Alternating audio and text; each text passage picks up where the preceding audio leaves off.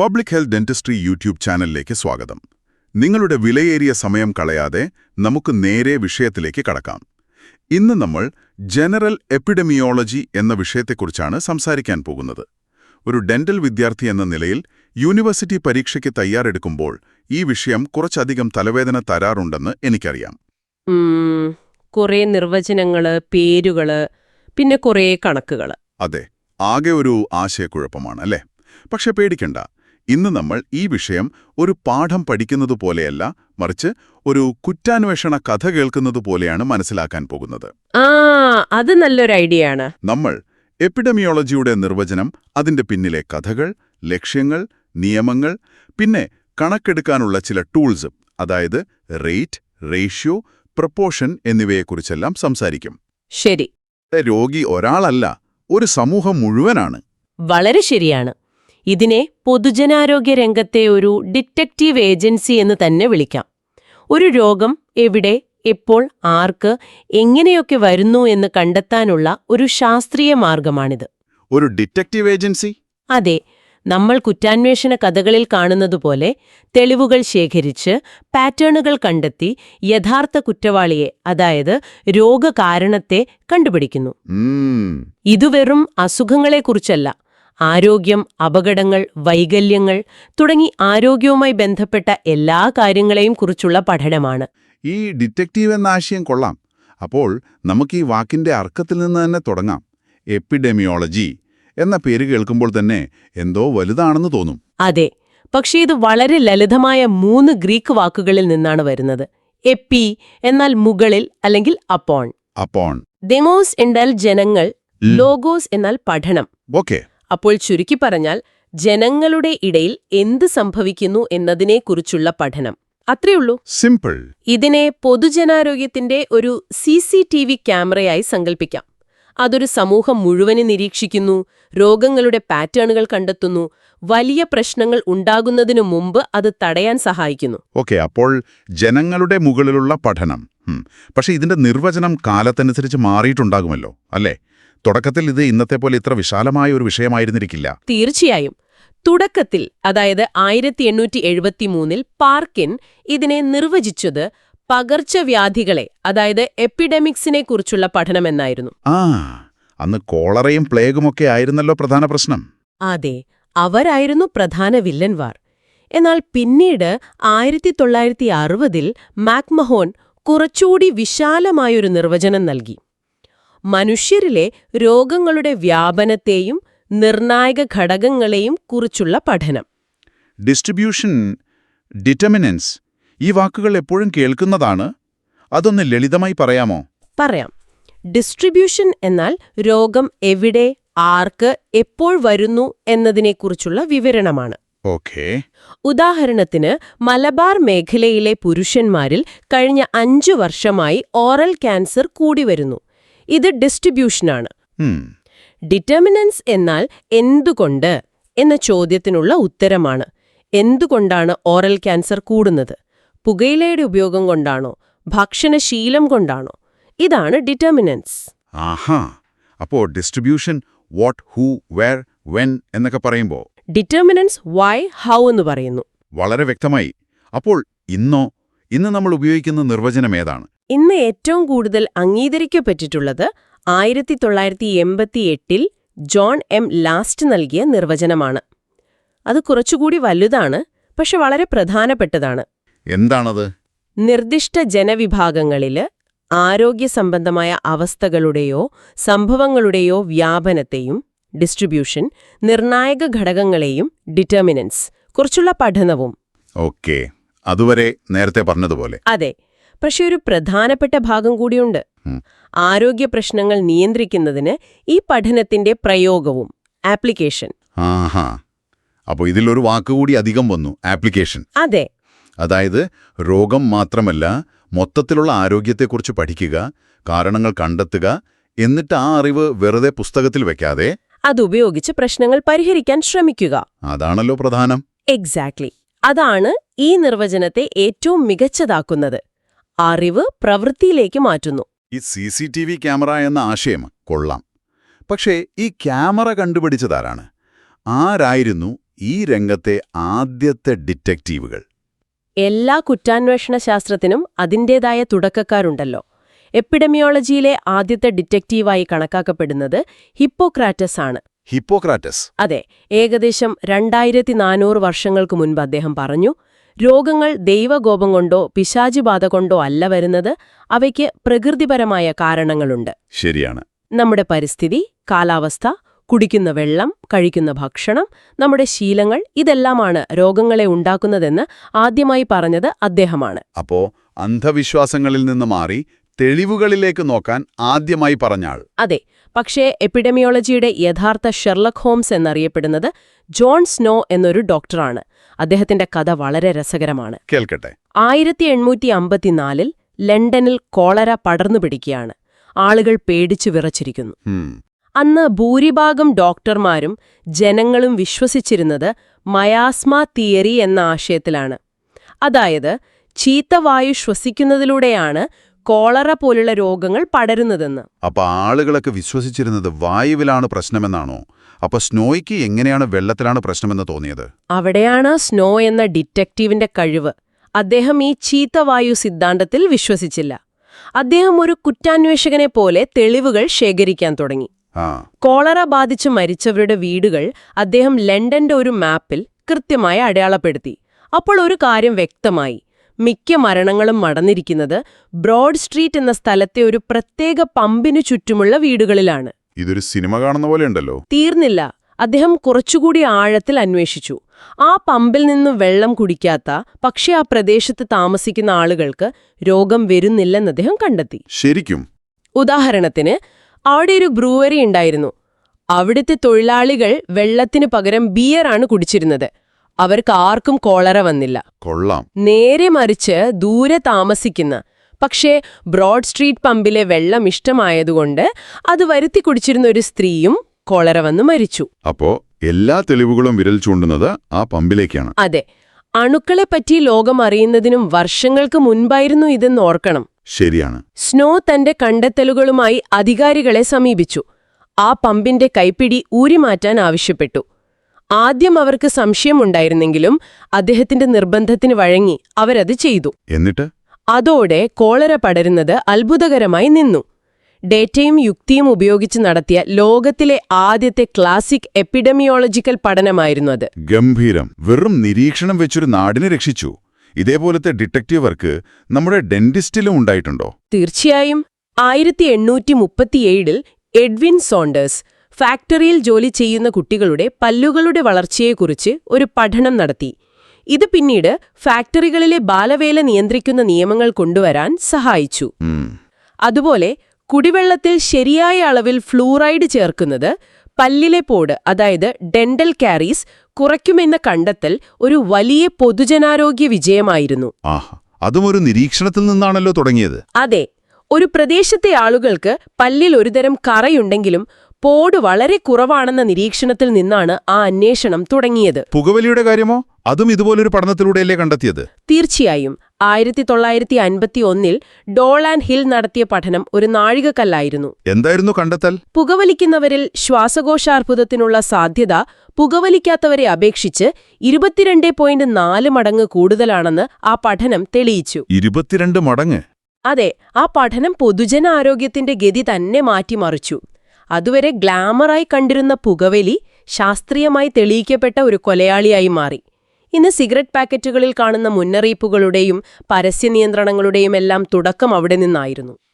അപ്പോൾ ഈ കുറ്റാന്വേഷണത്തിന്റെ പ്രധാന ലക്ഷ്യങ്ങൾ എന്തൊക്കെയാണ്? എന്തിനാണ് ഇത്രയധികം കഷ്ടപ്പെടുന്നത്? കേൾക്കുമ്പോഴിതൊക്കെ വലിയ ഗവേഷകർ ചെയ്യേണ്ട ജോലിയായി തോന്നുന്നു. ലക്ഷ്യങ്ങൾ വലുതാണെങ്കിലും അതിന്റെ അടിസ്ഥാനം വളരെ ലളിതമാണ്. ഇന്റർനാഷണൽ എപ്പിഡമിയോളജിക്കൽ അസോസിയേഷൻ 3 പ്രധാന ലക്ഷ്യങ്ങൾ പറയുന്നുണ്ട്. ഓക്കെ. ഒന്നാമത്തേത് രോഗങ്ങളെ വിവരിക്കുക, ടു ഡിസ്ക്രൈബ്.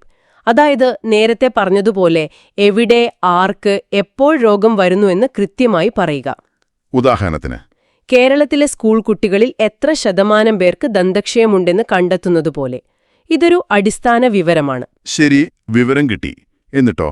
അവിടെയാണ് രണ്ടാമത്തെ ലക്ഷ്യം വരുന്നത്: ആരോഗ്യ സേവനങ്ങൾ ആസൂത്രണം ചെയ്യാൻ സഹായിക്കുക.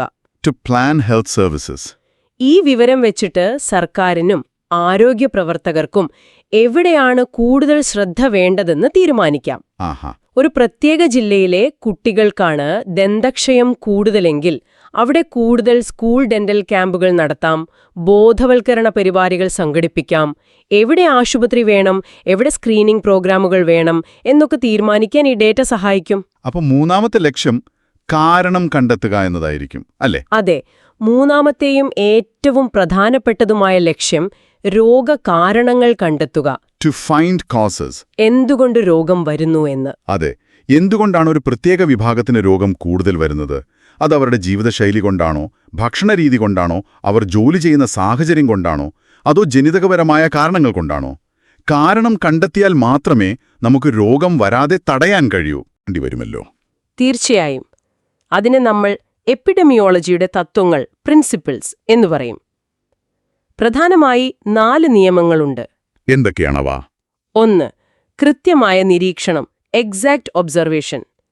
ഊഹങ്ങൾക്ക് ഇവിടെ സ്ഥാനമില്ല. എല്ലാം കൃത്യമായി അളന്നും തിട്ടപ്പെടുത്തിയും രേഖപ്പെടുത്തണം. ശരി. 2. ശരിയായ വ്യാഖ്യാനം, കറക്റ്റ് ഇന്റർപ്രിട്ടേഷൻ. കിട്ടിയ വിവരങ്ങളെ തെറ്റായി വ്യാഖ്യാനിച്ചാൽ നമ്മൾ തെറ്റായ നിഗമനങ്ങളിലെത്തും. ജോൺ സ്നോയുടെ കാലത്ത് കോളറയും ചീത്ത വായുവും തമ്മിൽ ബന്ധമുണ്ടെന്ന് പലരും വ്യാഖ്യാനിച്ചു. പക്ഷെ അത് തെറ്റായിരുന്നു. 3.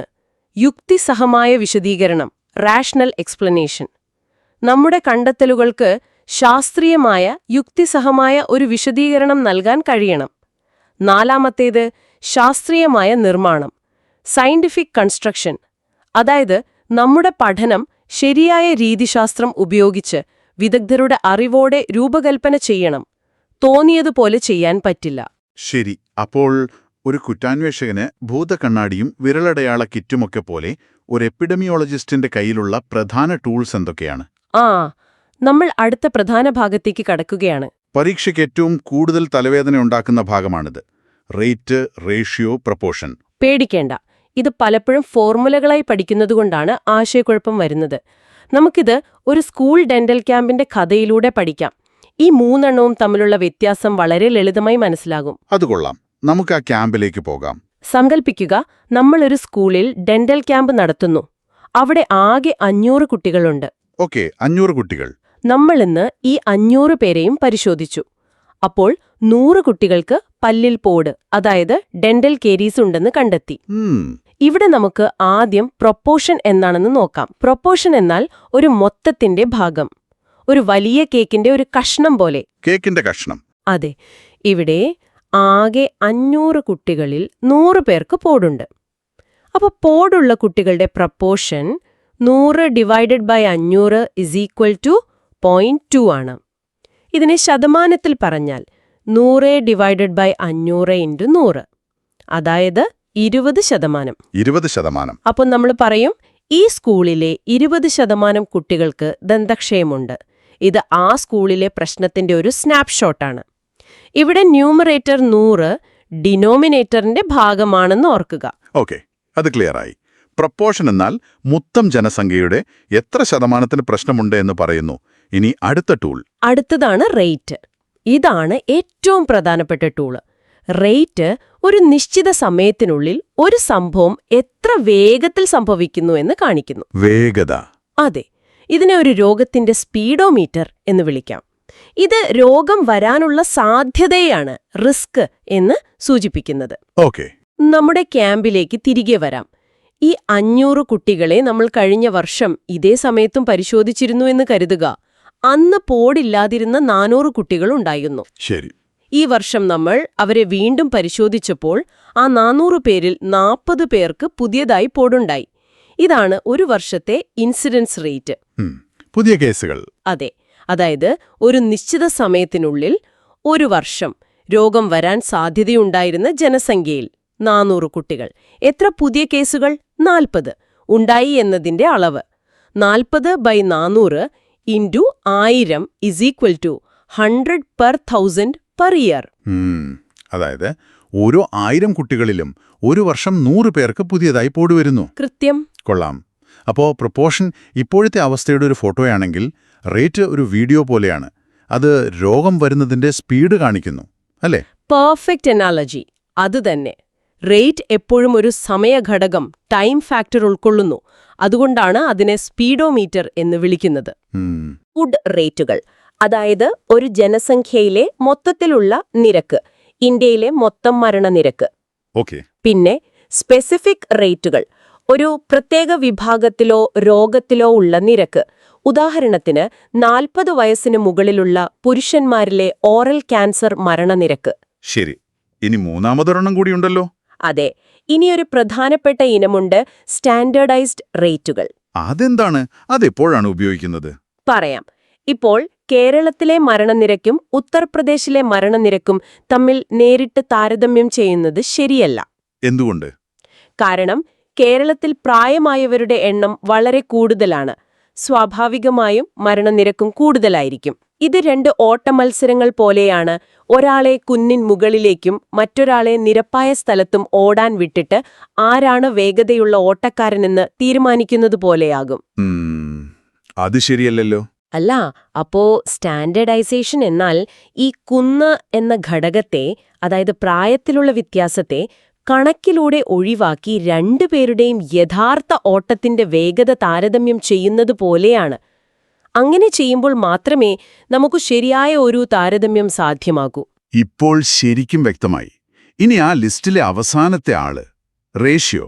റേഷ്യോ എന്നാൽ 2 വ്യത്യസ്ത അളവുകളെ തമ്മിൽ താരതമ്യം ചെയ്യലാണ്. ഇവിടെ ഏറ്റവും പ്രധാനപ്പെട്ട കാര്യം ന്യൂമറേറ്റർ ഡിനോമിനേറ്ററിന്റെ ഭാഗമല്ല എന്നതാണ്. ഭാഗമല്ല? അതെ. നമ്മുടെ ക്യാമ്പിലെപ്പോഴുള്ള 100 കുട്ടികളെ എടുക്കാം.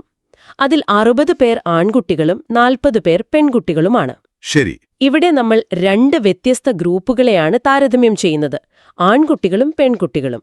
ആൺകുട്ടികളും പെൺകുട്ടികളും തമ്മിലുള്ള റേഷ്യോ 60:40. ഇത് ലഘൂകരിക്കുമ്പോൾ 3.2 എന്ന് കിട്ടും. 3:2? അതെ. അതായത് പോടുള്ള ഓരോ 3 ആൺകുട്ടികൾക്കും 2 പെൺകുട്ടികളുണ്ട്. മറ്റൊരു ഉദാഹരണം, ഡെന്റിസ്റ്റ് ജനസംഖ്യ അനുപാതം. 10,000 പേർക്ക് ഒരു ഡെന്റിസ്റ്റ് എന്നൊക്കെ പറയുന്നത് ഒരു റേഷ്യോയാണ്. അപ്പോ ഒന്നുകൂടി ഉറപ്പിക്കട്ടെ. പ്രൊപ്പോർഷൻ. മൊത്തത്തിന്റെ ഒരു ഭാഗം 20% കുട്ടികൾക്ക് പോടുണ്ട്. റേറ്റ്, രോഗം വരുന്നതിന്റെ വേഗത, വർഷം 1000-ൽ 100 പുതിയ കേസുകൾ. റേഷ്യോ, 2 വ്യത്യസ്ത ഗ്രൂപ്പുകളുടെ താരതമ്യം, പോടുള്ള ആൺകുട്ടികളും പെൺകുട്ടികളും 3.2 എന്ന അനുപാതത്തിൽ. ഇപ്പോൾ എനിക്ക് തോന്നുന്നു പരീക്ഷയ്ക്കിത് വന്നാൽ എനിക്ക് തെറ്റില്ല. വളരെ ശരിയാണ്. പരീക്ഷയിൽ ഈ വാക്കുകൾ കാണുമ്പോൾ വെറും ഫോർമുലകളായി കാണരുത്. ലണ്ടനിലെ തെരുവുകളിലൂടെ കോളറയുടെ ഉറവിടം തേടി നടന്ന ജോൺ സ്നോയെ ഓർക്കുക, അല്ലെങ്കിൽ കുടിവെള്ളത്തിലെ ഫ്ലൂറൈഡിന്റെ അത്ഭുതകരമായ കഴിവ് കണ്ടെത്തിയ ഗവേഷകരെ ഓർക്കുക. ഈ അളവുകൾക്കെല്ലാം ഒരു കഥ പറയാനുണ്ട്. റേറ്റ് നമുക്ക് അപകടസാധ്യതയെക്കുറിച്ച് പറയുന്നു, റേഷ്യോ താരതമ്യം ചെയ്യാൻ സഹായിക്കുന്നു, പ്രൊപ്പോർഷൻ ഒരു പ്രശ്നത്തിന്റെ വ്യാപ്തി കാണിച്ചു തരുന്നു. അപ്പോൾ ചുരുക്കത്തിൽ എപ്പിഡമിയോളജി എന്നത് ഫോർമുലകളും നിർവചനങ്ങളും മനഃപ്പാടമാക്കുന്നൊരു വിഷയമല്ല, മറിച്ച് ഒരു ജനതയുടെ ആരോഗ്യത്തെക്കുറിച്ച് ചിന്തിക്കുന്ന, ചോദ്യങ്ങൾ ചോദിക്കുന്ന, തെളിവുകൾ തേടുന്ന ഒരു രീതിയാണ്. ഒരു ഡിറ്റക്റ്റീവിന്റെ മനോഭാവമാണ് ഇവിടെ വേണ്ടത്. അതെ. ഒരു ക്ലിനിക്കിലിരിക്കുന്ന ഡോക്ടർ തന്റെ മുന്നിലിരിക്കുന്ന രോഗിയെ മാത്രം ചികിത്സിക്കുമ്പോൾ, ഒരു എപ്പിഡമിയോളജിസ്റ്റ് ആ രോഗി വന്ന സമൂഹത്തെ മുഴുവൻ നിരീക്ഷിക്കുന്നു.